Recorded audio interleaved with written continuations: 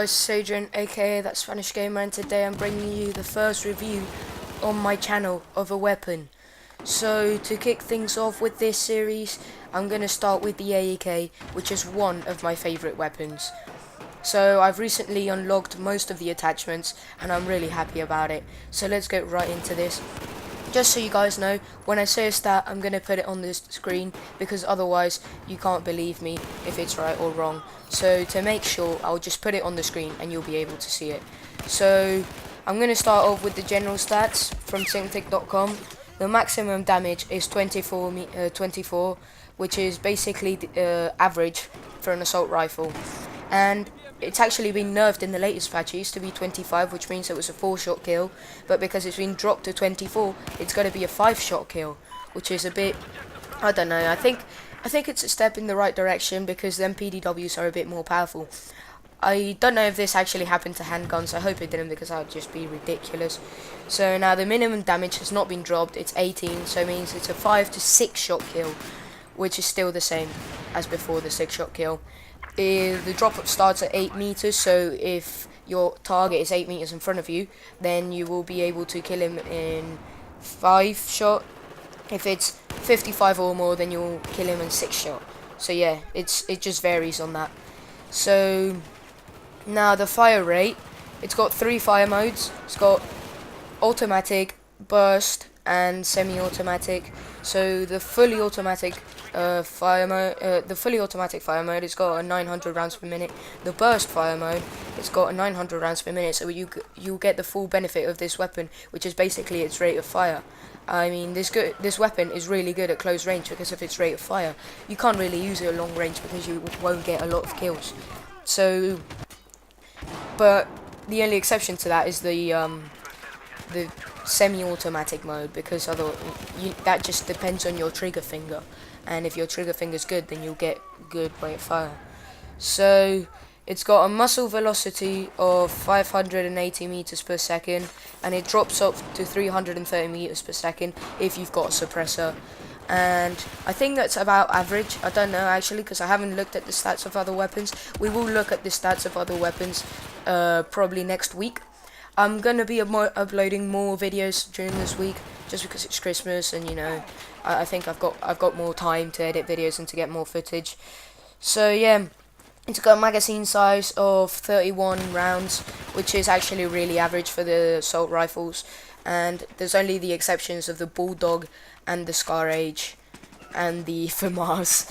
So the Scar Age and the Bulldog have a 21, and the FAMAS has got 26, and the rest have 31 bullets in the magazine. So now we are moving on to the reload times. So it's got a 3.6 second reload when it's empty, so that is really long.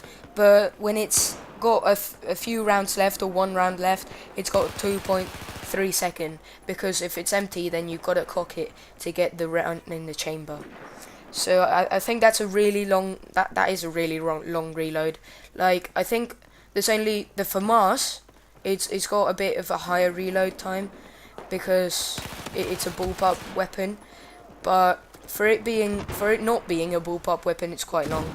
So let's move on to the recoil, which is it's got 900 rounds per minute, so it's gonna be high recoil.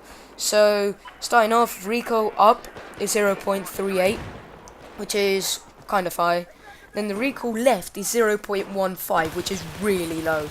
And then the recoil right is 0.4, which is just insane. So the recoil multiplier, which means is the first shot multiplier, is 3.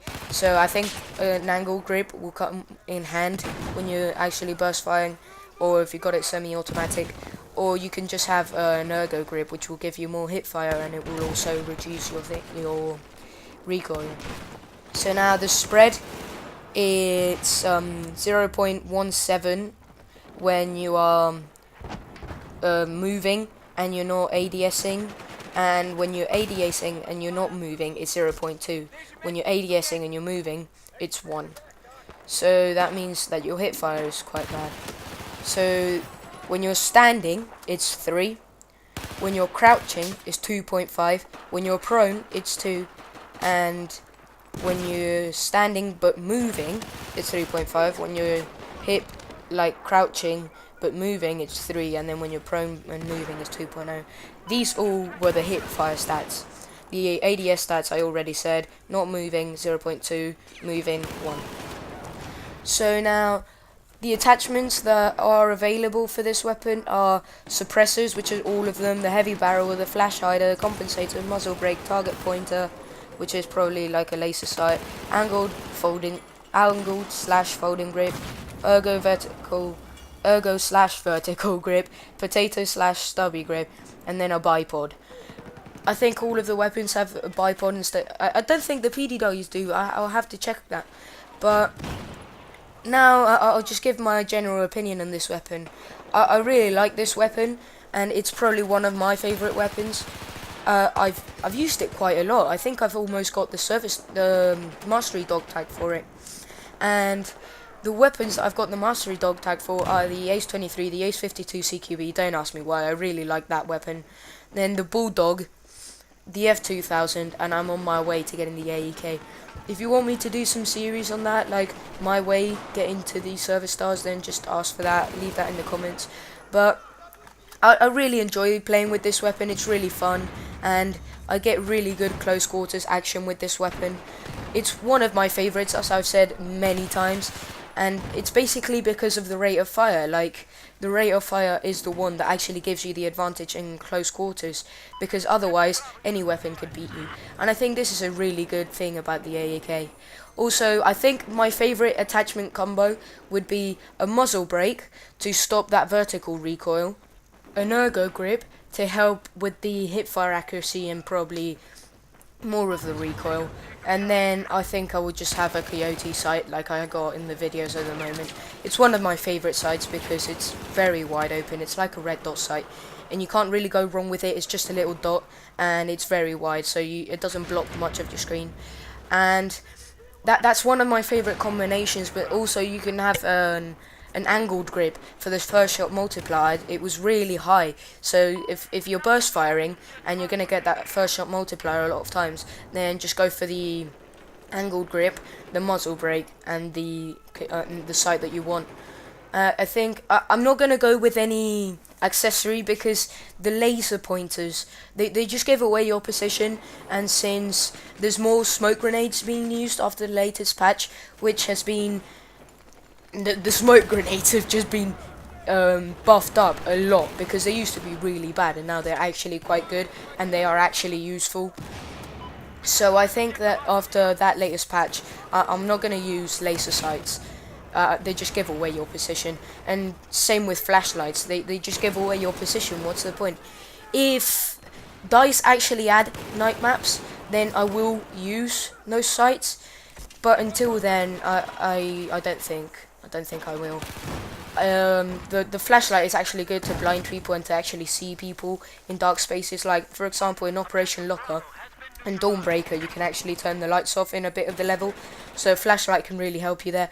But most of the time, it will just give away your position. You can also turn it off, so if you want to actually have it, just in case that happens, just equip it and then just turn it off, and when you need it, turn it on. It does give away your position, just saying. And I think that is my favourite attachments. So that has been it. Thanks for watching, guys, and I'll see you in the next one. Leave in the comments what weapon you want me to do next, and bye.